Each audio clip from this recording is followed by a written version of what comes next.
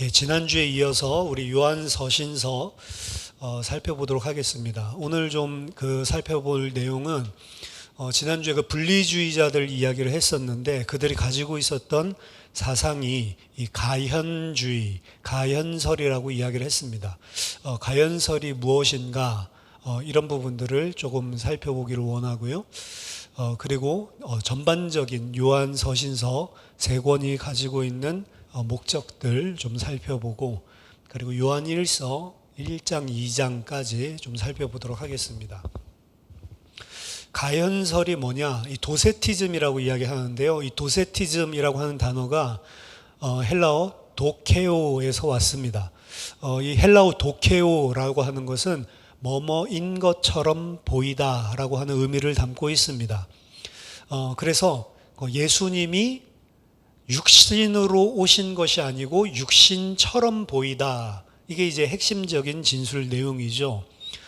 이들이 문제 삼고 있는 일반적인 우리가 가지고 있는 기독교적인 믿음의 내용은 예수님은 단지 순전하게 사람처럼 보였을 뿐이지 실제로는 그런 외적인 형태를 단지 투영만 하고 있는 무형의 존재였다라고 주장하는 것입니다. 현대인으로서 우리가 오늘날 이러한 주장을 왜 하는지 바라본다면 별로 끌리지도 않고, 왜 그런 쓸데없는 주장들을 하지? 사실은 상상하기가 힘든 이상한 내용을 주장하는 건데요. 하지만 고대 세계에 있어서는요, 하나님이 변화하지 않는, 인간들과 달리 이 육신의 것들은 계속 변하잖아요. 하나님은 절대적인 존재고 변화하지 않고 인간처럼 그 고통을 느낀다든지 혹은 구체적으로 수치를 당한다든지 이런 것들은 상상할 수 없는 존재다라고 생각했기 때문에 이 사람들이 이야기하는 내용이, 선택지가 상당히 설득력이 있는 내용이었습니다. 예수님이 정말로 육체를 가진 존재가 아니라 단지 환영이었을 뿐이다 라고 하는 개념은요, 이 사투르니누스라고 하는 사람으로부터 시작되었습니다. 그는 예수님이 출생이 없이, 육체가 없이, 그리고 모양이 없이 존재하는 분이고 단지 그냥 보이게, 볼 수만 있는 사람이었다라고 추정을 했습니다. 이러한 사상들이 유사하게 영지주의에 나타나고 있는데요. 영지주의 문서 트리몰픽 프로테노이아라고 하는 이 영지주의 문서에 따르면요, 예수님께서 말씀하신 것들을 이 가현설을 주장하는 뒷받침으로 제공하고 있습니다. 예수님이 뭐라고 말씀하시냐면, 나는 내 자신을 그들에게 그들의 장막 속에서 말씀으로 드러냈다. 그리고 나를 그들의 형체와 유사하게 드러냈다라고 예수님이 직접 말하는 것으로 이 문서는 증거하고 있습니다. 이것은 예수님이 실제로 사람이 아니면서도 인간과 같은 외양으로 형체를 변형시켜서 형태 변환자로 사람들이 볼 때에 우리랑 똑같은 사람이네, 그러한 것으로 보이게 할 수 있는 분이셨다라고 이야기하는 것입니다. 이러한 견해를 성경에서 따와야 되잖아요. 그래서 로마서 8장 3절에 바울의 주장을 가지고 이 뒷받침을 하고 있습니다. 로마서 8장 3절 보면, 율법이 육신으로 말미암아 연약하여 할 수 없는 그것을 하나님은 하시나니 곧 죄로 말미암아 자기의 아들을 죄 있는 육신의 모양으로 보내어 육신의 죄를 정하사, 이렇게 이야기하거든요. In the likeness, 육신과 유사한 모양으로, sinful flesh, 범죄한 죄를 가지고 있는 육체와 유사한 모양으로. 그러니까 이 단어를 따가지고 거봐라, 육체로 온 게 아니고 육체와 비슷하게 보이게 오셨다라고 바울도 증거하고 있지 않냐라고 이야기를 하는 거죠. 하지만 바울 이 로마서 8장 3절을 포함한 전체 문장에 대한 연구를 통해서 분석을 해보면 이 구절은 예수님의 순전한 인간성으로 육신을 입고 오셨다라는 것을 부인하고 있는 것이 아니라는 것은 명백한 것입니다. 하지만 항상 그 이단적인 사상이 이야기할 때는 그 구문만, 자기네들이 필요한 것만 탁 떼내가지고 그것 가지고 항상 뒷받침을 하는 거죠. 이런 문구 자체는 가연설의 형태를 지지하고 있는 사람들을 뒷받침하는 것이 아니고요. 하지만 이 사람들은 이제 이 바울도 그렇게 믿었다, 이렇게 억측을 하면서 주장을 하는 거죠. 이러한 주장을 하고 있는 일부 다른 사람들은요, 예수님은 정말로 육신적인 몸을 가졌기는 하지만 그리스도는 예수님이 십자가에 못 박히시기 전에 예수님으로부터 떠났다라고 주장을 하는 그러한 자들도 있었습니다. 예수님과 그리스도를 분리하는 거예요. 예수님은 육체고, 그리고 그리스도는 영적인 진짜 하나님, 영적인 본체, 이렇게 이야기를 하는 거죠. 여기서 그들이 이야기하고 있는 예수님과 그리고 그리스도를 분리하고 있는 것은 예수님의 신적인 자아를 부정하고, 그리고 예수님을 메시아라고 이야기하고 있는, 원래 사용하고 있는 유대인들에게 예언하셨고 유대인들이 성취했다라고 보고 있는, 성취했다든지 성취 못했다라든지 보고 있는 원래 메시아의 정체성, 메시아의 의미를 원래 있었던 의미랑 완전히 다르게 본인들이 새롭게 각색해서 만들어낸, 꾸며낸 것입니다. 또 다른 방식의 비슷한 결론은 예수님이 마지막 순간에 그의 형체를 변화시켰고, 따라서 예수님 대신에 다른 사람이 사실은 십자가에 못 박혔다라고 주장하는 것입니다. 이렇게 함으로써 그들은 예수님의 신성은 고통받을 수가 없다라고 그때 고대인들이 생각했던 그것을 지키려고 하는 거죠. 그래서 예수님처럼 똑같이 보이는 다른 사람이 사실은 십자가에 못 박혔다, 이렇게 주장을 하는 거. 얼마나 이 엉뚱한 이야기예요.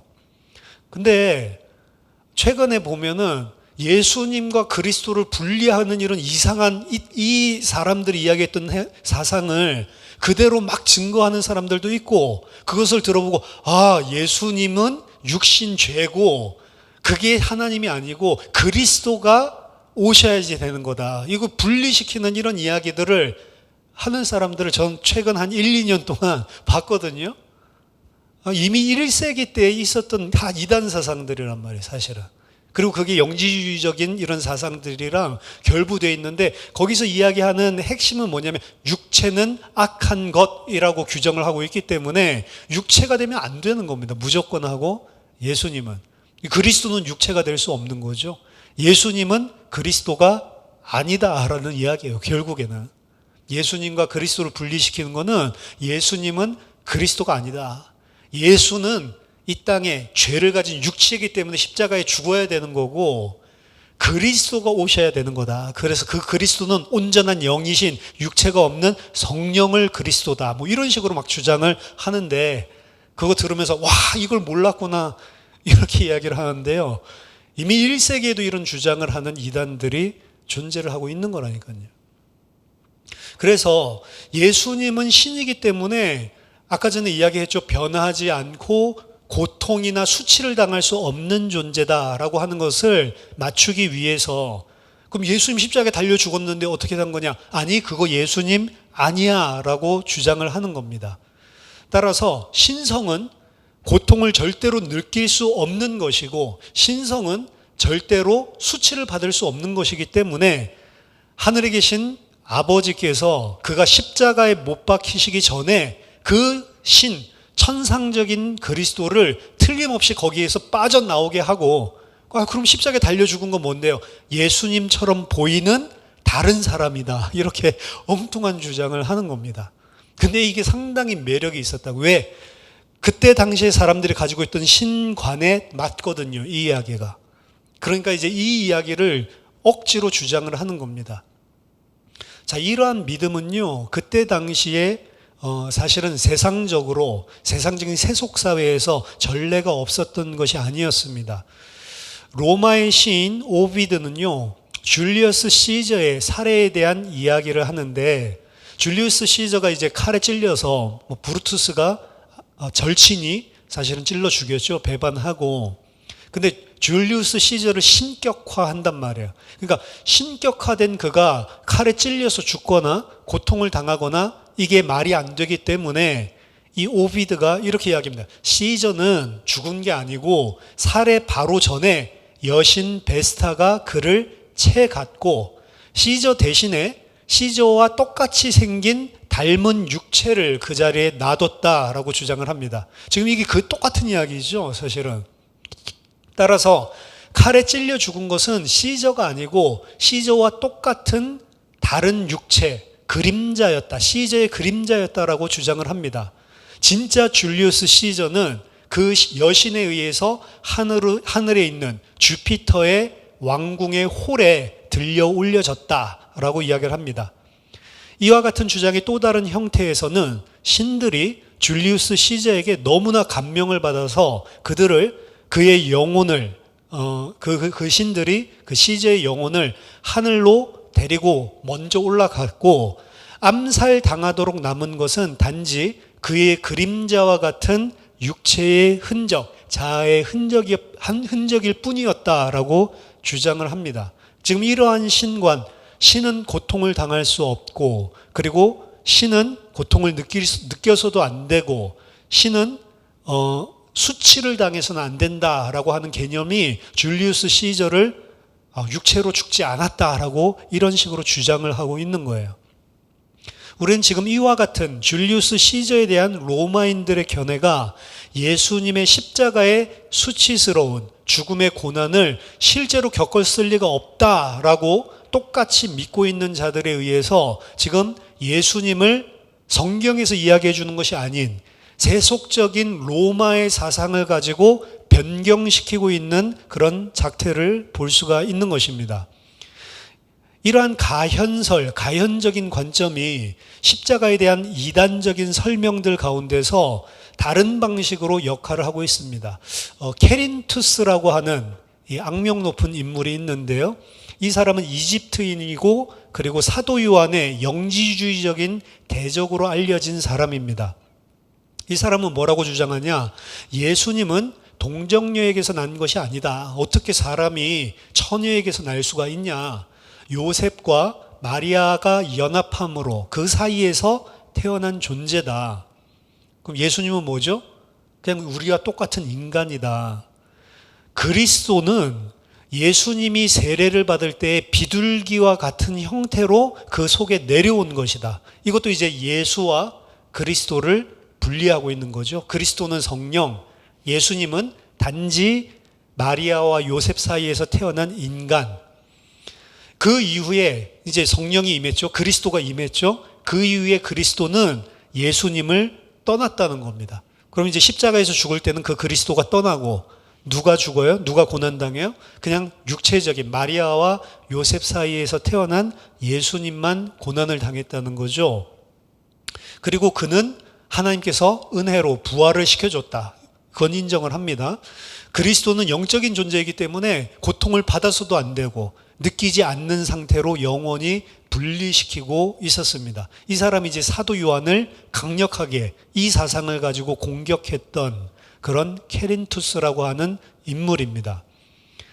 이와 유사하게 당시의 철학자 바실리데스 같은 사람은요, 속죄에 대해서 거래 장소 이론을 가지고 있었습니다.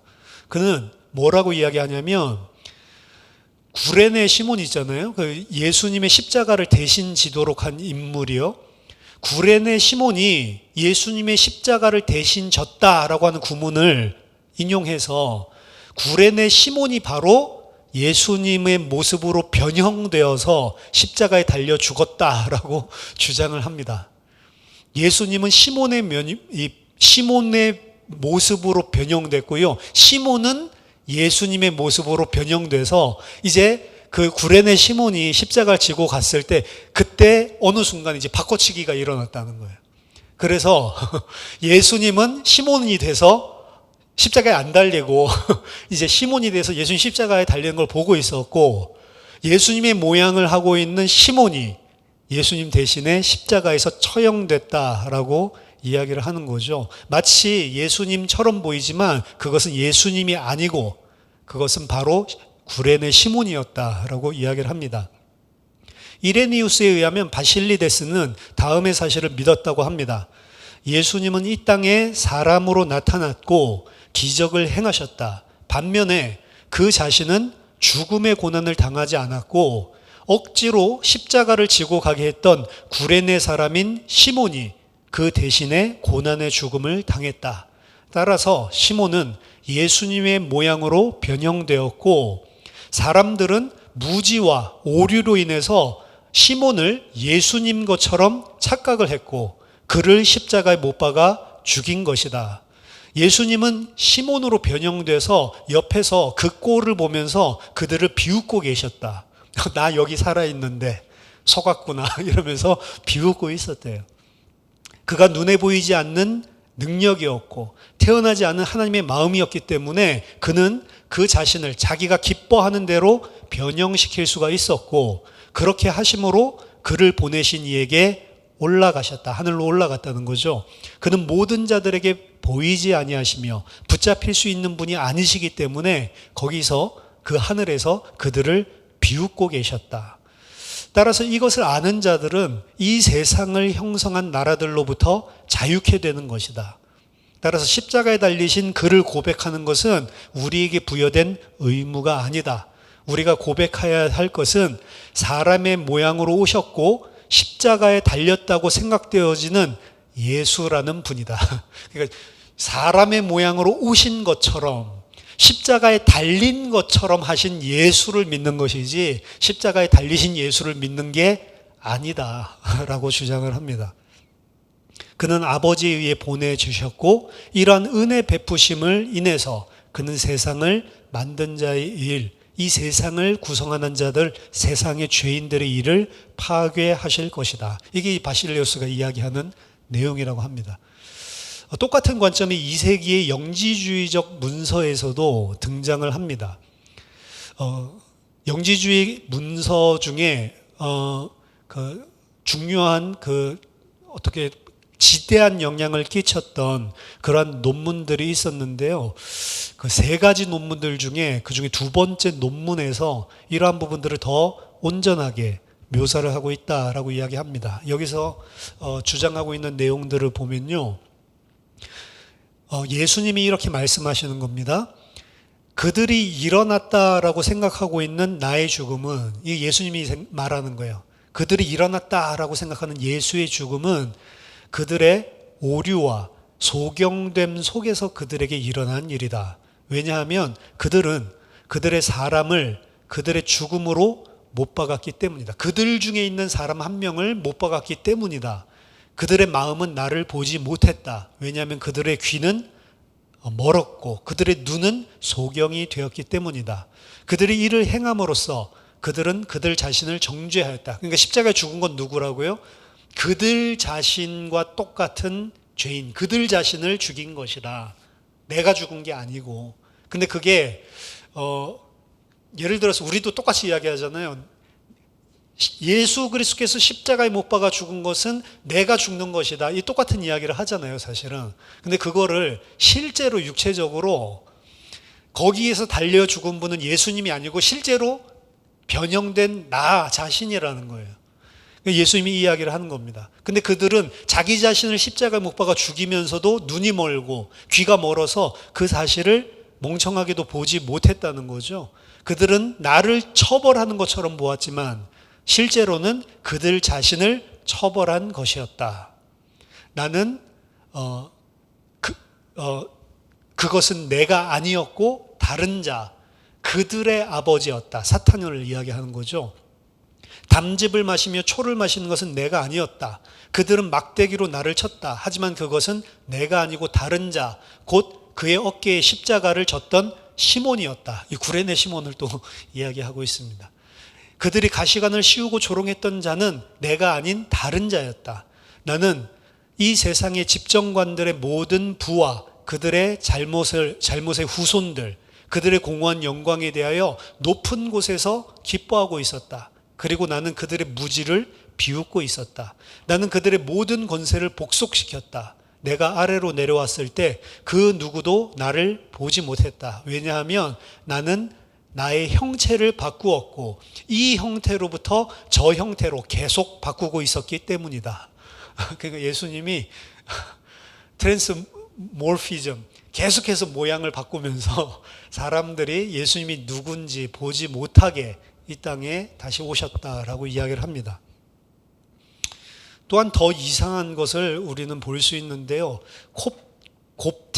콥틱이라고 이야기하죠. 그 이집트의 초기 기독교인들을 콥틱 크리스찬이라고 이야기하는데, 이 3세기에 이 콥틱 크리스찬 중에 영지주의 문서가 있는데, 이게 이제 베드로 묵시록입니다.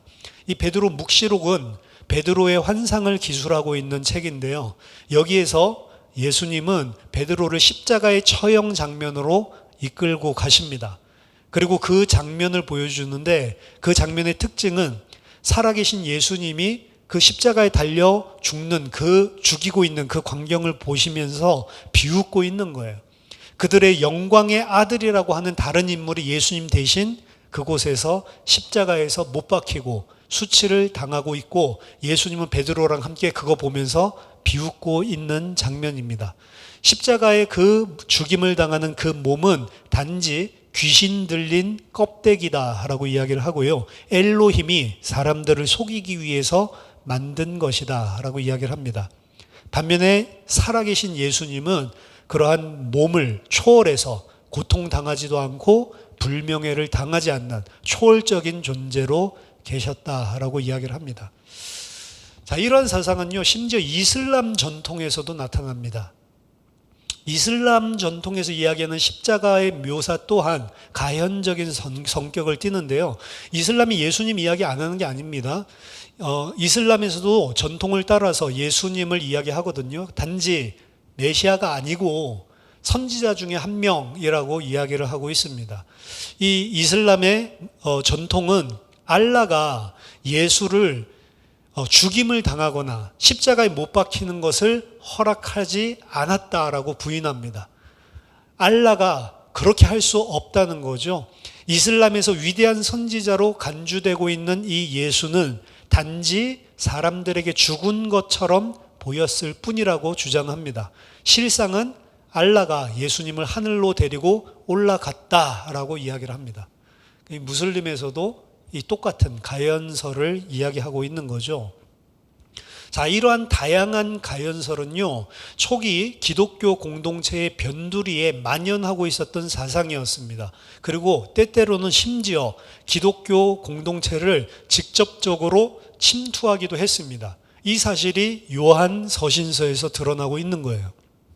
그래서 성경에 있는 아시아의 장로 요한, 그리고 역사적인 기독교 문서 속에서는 시리아 안디옥에 있는 이그나티우스, 그리고 북아프리카에 있던 터툴리안, 이런 사람들이 맹렬하게 비난을 하고 있는데요. 이것들이 주변에 만연하고 있다가 기독교 중심부로까지 파고드는 이런 일들이 일어났기 때문에 이 이단들을 강력하게 비난하는, 그들의 거짓을 드러내는 이러한 문서들이 지금까지 남아 있습니다.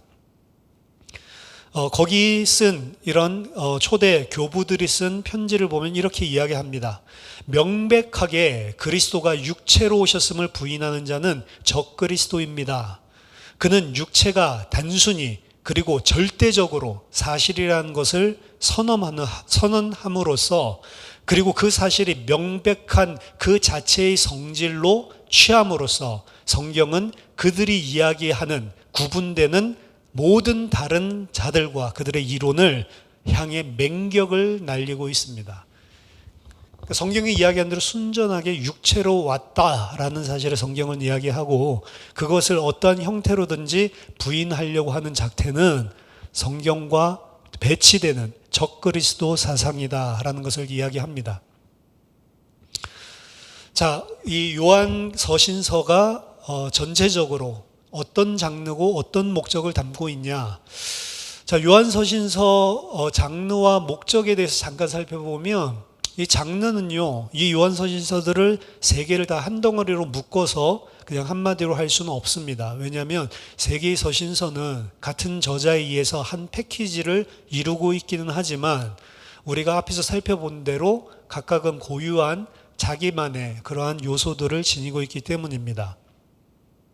요한 1서는 회람적인 설교입니다. 그래서 그 요한 장로가 교제하고 있는 교회들의 네트워크에 기록된 보낸 편지고요. 그 목적은 그의 독자들로 하여금 하나님의 그들에 대한 사랑을 확신시키고 그들이 계속해서 하나님과 서로 간의 사랑 속에서 행할 수 있도록 명령하기 위함이었습니다. 분리주의자들에 대한 논쟁은 목회적인 더 겉면의 넓은 차원에서 이야기를 한 거고요.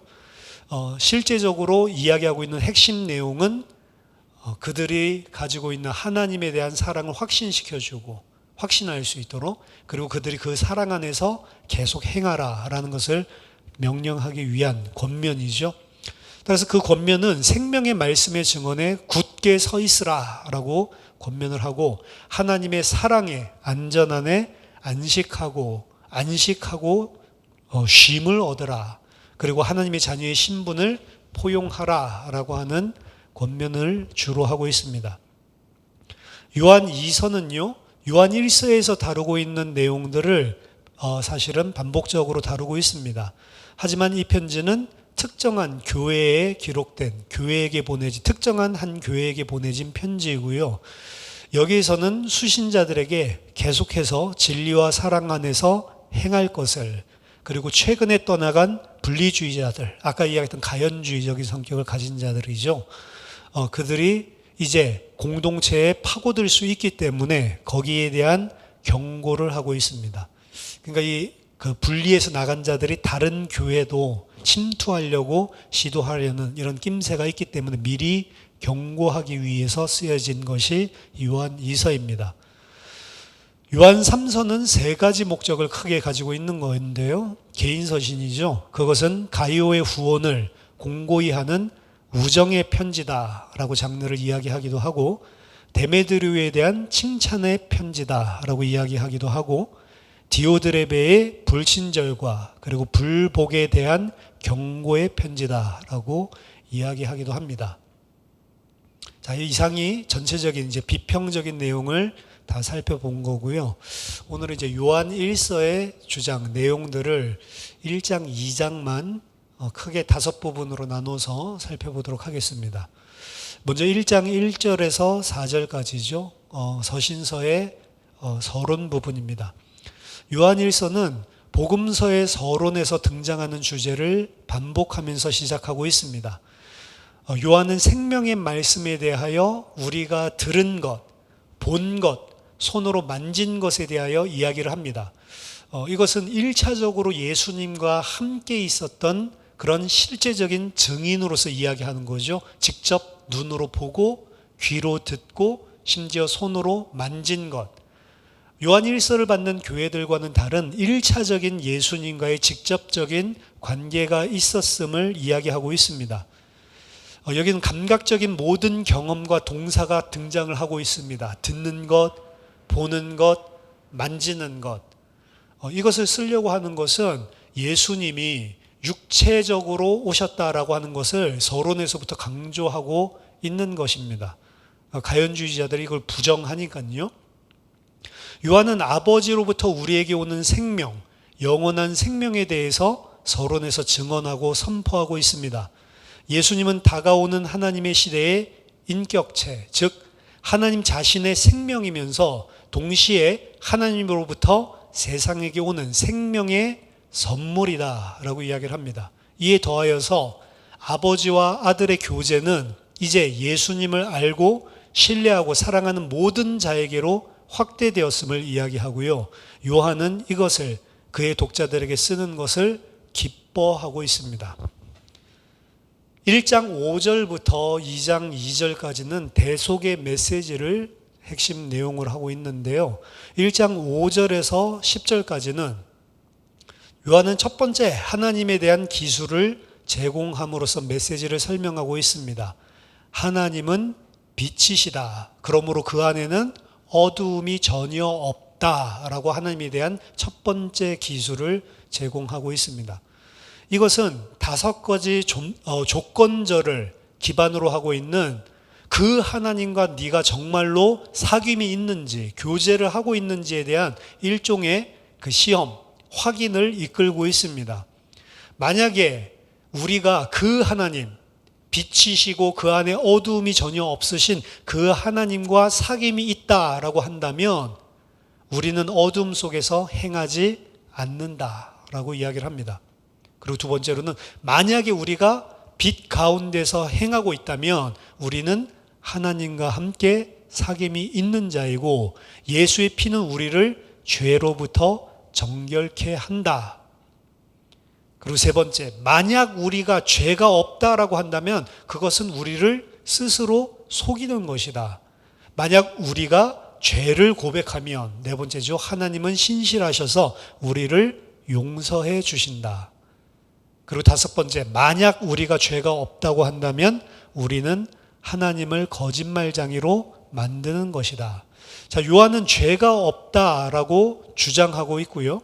그렇기 때문에 그들의 정화를 위해 예수님의 피를 흘릴 필요가 없다라고 주장하는 분리주의자들, 가연주의자들의 가르침을 지금 공격하고 있는 것입니다. 우리는 빛에 거하고 있고 하나님과 사귐이 있다. 그렇기 때문에 우리는 빛 가운데 거한다. 빛 가운데 행하고 있다라고 이야기하는 거죠. 그 빛 가운데 행하는 자는 예수와 사귐이 있고 그 예수의 피는 우리를 정결케 하신다. 하지만 만약에 죄가 전혀 없다라고 만약에 이야기한다면 그건 하나님을 거짓말로 만드는 거고 그건 거짓말하는 자다. 아까 전에 이야기했죠. 왜 예수님이 십자가에 달려 죽을 필요가 없습니까? 대속의 의미를 부정하는 거예요. 그러니까 그들은 뭐라고 이야기하냐? 우리는 진리를 알기 때문에 죄 같은 거는 없다라고 이야기하는 거예요. 제가 아까 전에 이야기했지만 한 1, 2년 사이에 제가 봤던 그런 이단적인 사상들 이야기하는 사람들도 똑같이 이야기합니다. 죄는 없다 이 세상에. 죄를 통해서 그리스도를 알게 하면 그게 죄냐 선이지 이런 궤변을 일삼습니다. 하나님이 선악을 나눠 놓으셨는데 사실은 선도 없고 악도 없는 거다. 이 땅에 있는 모든 것은 선한 것이다. 왜? 죄를 지으면 그 죄를 통해서 하나님을 알게 되니까. 그럼 그 죄는 나쁜 것이냐? 아니, 선한 것이지. 이렇게 이야기하는 거예요. 우습죠? 근데 그것 넘어가는 사람들이 많아요. 죄가 선한 것입니까? 죄는 분명하게 악한 것이거든요. 근데 그 악한 것을 통해서 나의 죄를 깨닫고 하나님을 안다고 해서 그게 죄가 아니고 선한 것이다라고 이야기하는 것은 궤변이란 말이죠. 근데 그걸 누가 이야기했다고요? 가연주의자들, 이 분리주의자들이 이야기했던 거예요. 그래서 그걸 이야기하는 거예요. 죄가 너희들이 없냐? 너희들이 죄가 없고 깨끗하냐? 그렇게 이야기하면 너희는 하나님을 거짓말쟁이로 만드는 거고 너희 스스로 거짓말하고 있는 거다. 너희는 죄인이다. 그렇기 때문에 예수의 정결하게 하는 십자가의 피가 필요한 자들이다. 이걸 이야기하고 있는 것입니다. 요한일서 2장 1절에서 2절까지는 요한은 너희로 하여금 죄를 짓지 않게 하기 위하여 이것을 쓴다라고 말하고 있습니다. 하지만 동시에 만약에 누가 죄를 짓는다면 우리는 아버지 앞에 대언자 예수 그리스도 의로우신 분이 계심을 추가적으로 이야기함으로써 우리는 죄를 짓지 않고 하나님과 빛 안에서 사귐이 있기 위해서 살지만 우리에게 만약에 죄가 있다면 그 죄는 우리를 대신해서 죽으신 예수 그리스도의 피로 우리의 대언자 되신 그리스도로 인하여 우리가 하나님 앞에 설 수 있다라고 추가적으로 이야기하므로 그의 독자들을 안심시키고 있습니다. 계속해서 그는 우리 죄를 위한 화목제물이니 우리를 위할 뿐만 아니라 온 세상의 죄를 위함이다 라고 이야기를 합니다. 자, 이 서신서의 연대를 언제로 잡든지 간에 마지막 구절은 요한이 커다란 유대인 기독교 문맥 속에서 이 글을 적고 있음을 암시하고 있습니다. 그는 독자들에게 메시아께서 성취하신 것은 전 세계를 위한 대속임을 이야기하고 있습니다. 요한은 지금까지의 죄에 더럽히고 파괴적인 힘에 대해서 그에 대한 해결책은 예수 그리스도의 정결케 하는 죽음, 그 피다, 그 능력이다 라고 이야기를 했습니다. 십자가에 달려서 흘리신 그 예수님의 피는 유대인뿐만 아니고 온 세계를 위한 피다 라고 이야기를 하고요. 그 피는 바로 하나님 자신의 생명의 피고 보편적인 방식으로 우주적인 모든 죄를 해결하기 위해서 쏟으신 것이다. 그래서 유대인뿐만이 아니고, 그래서 유대 공동체에, 유대 기독교 공동체에 이방인들을 위하기도 한 대속의 피였음을 이야기하고 있습니다. 자, 세 번째 섹션은 2장 3절부터 11절인데요. 2장 3절부터 6절까지는 이제 하나님의 교제에 대한 두 번째 시험을 이야기하고 있습니다. 너가 정말로 하나님과 교제하고 있는 자가 맞냐? 그럼 하나님을 정말로 알고 있냐라는 것으로 시험을 합니다. 예수님의 명령을 불순종하는 자는, 예수님의 계명을 지키지 않는 자는 그를 알지 못하는 것이다. 정말로 아냐라고 하는 기준을 계명으로 이야기를 하고 있죠. 반대로 그의 말씀, 그의 계명을 지키는 자들은 예수님이 살았던 대로 사는 자들, 그 자들은 하나님을 아는 자들이다.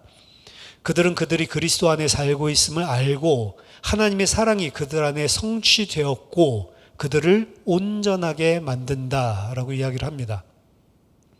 2장 7절에서 11절, 이 사랑에 대한 계명은 새로운 계명이 아니고 옛적부터 하나님이 주셨던, 원래부터 있었던 그러한 계명이다라는 사실을 덧붙이고 있습니다. 따라서 만약에 사람들이 그들의 형제와 자매를 사랑하면 그들은 빛 안에 거하고요.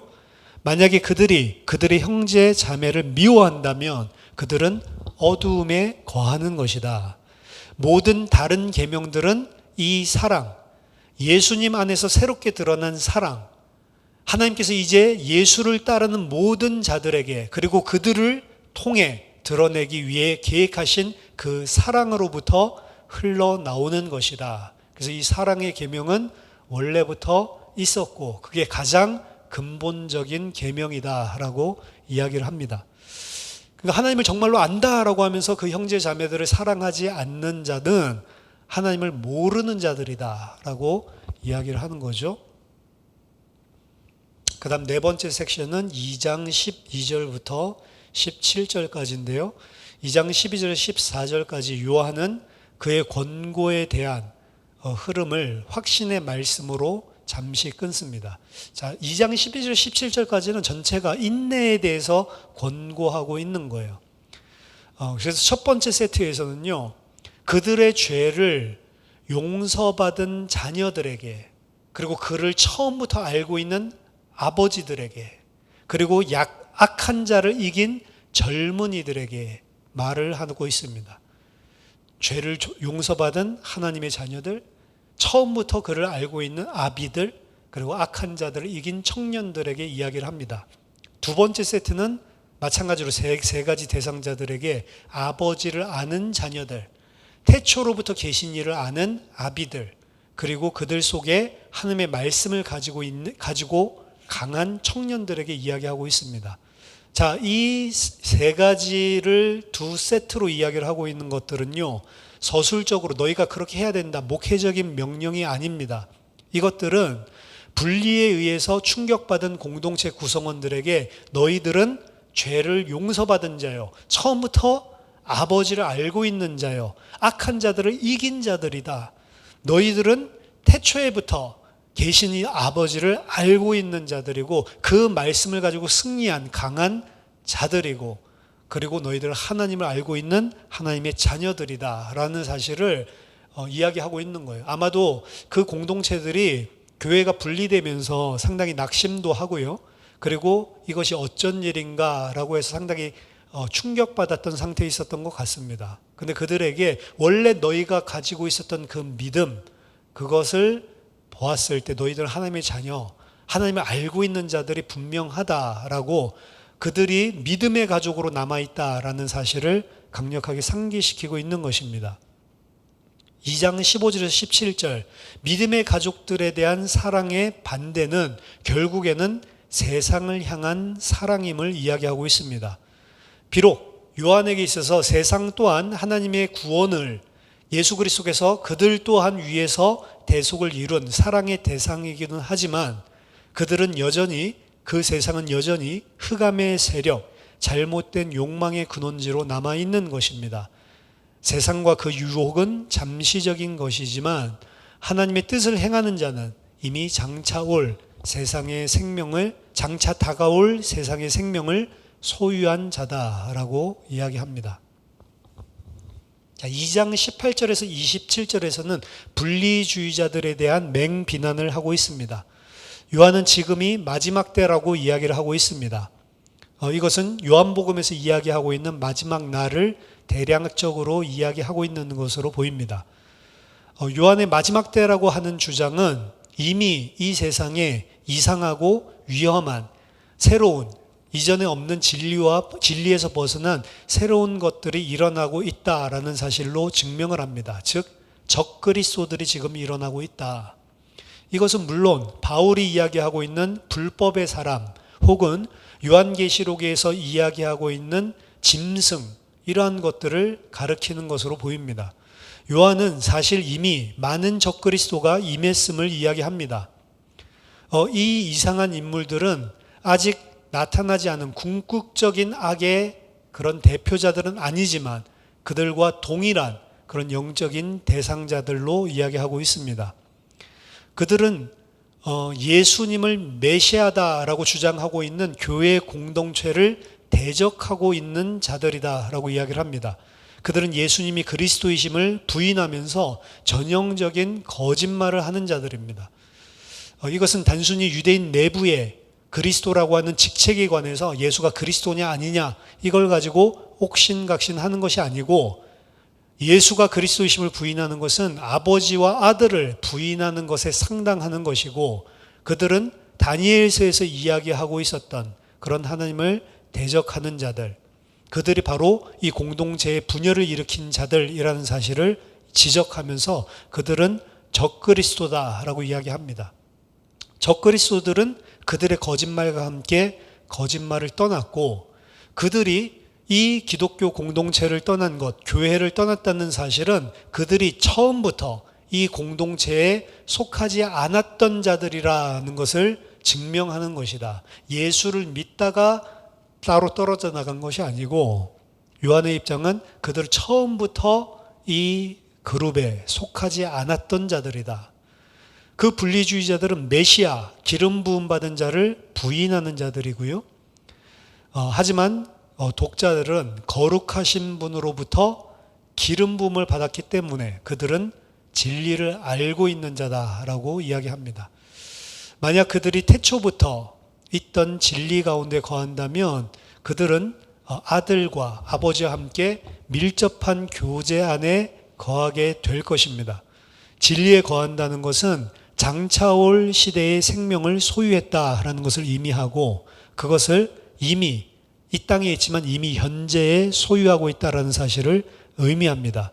진리로부터 떨어진다라는 것은 그 생명을 잃는 것이다 라고 이야기를 합니다. 그래서 진리 가운데 너희들 계속 붙어 있어라 라고 이야기하는 거죠. 이게 2장 18절부터 27절까지 오늘 살펴볼 내용 전반인데요. 자, 그 초대교회 안에 있었던 요한이 지금 비난하고 있었던 이 적그리스도들, 가현주의자들이 가지고 있었던 사상을 보면 우리가 내가 인식하고 있는 내가 가지고 있는 사상에 얼마나 하나님을 끼워 맞추려고 하는지를 적나라하게 사실은 보여주고 있는 것입니다.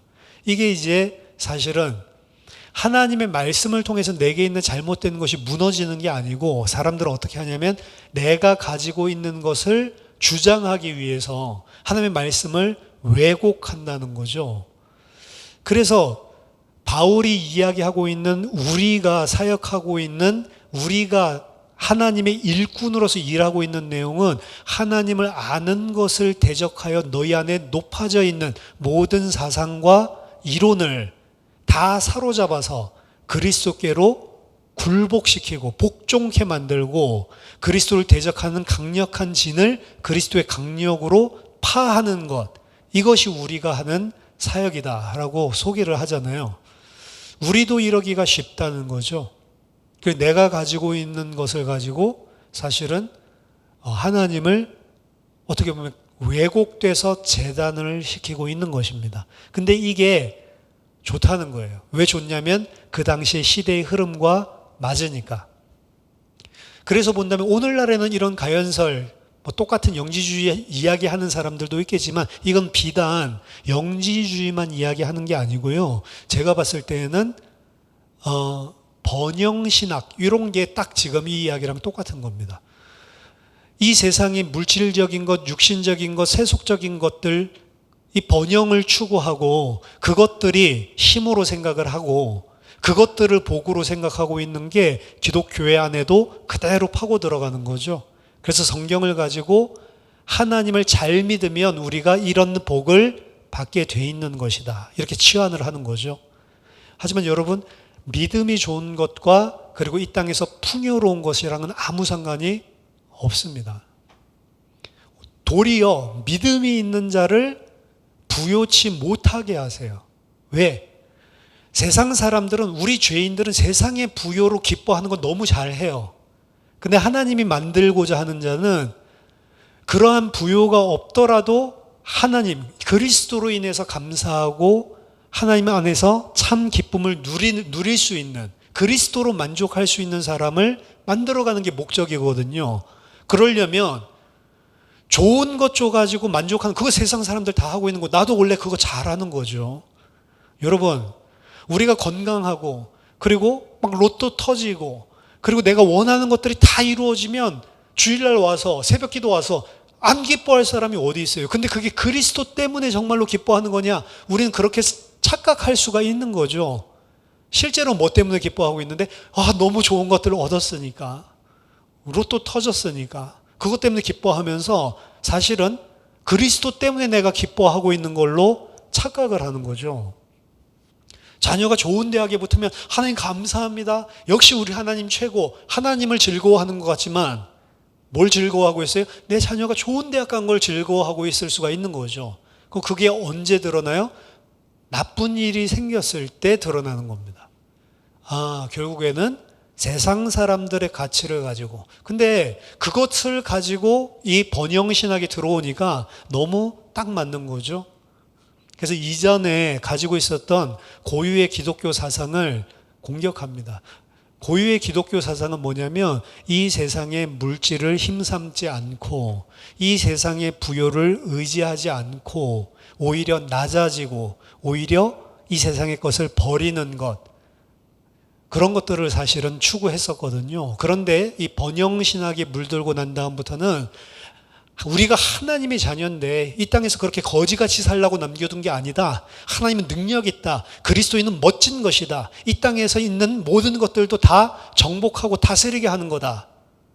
그러니까 얼마나 좋아요. 옛날에는 힘 빼는 이야기 했는데 힘 있는 것이다. 그치, 기독교는 멋진 거지.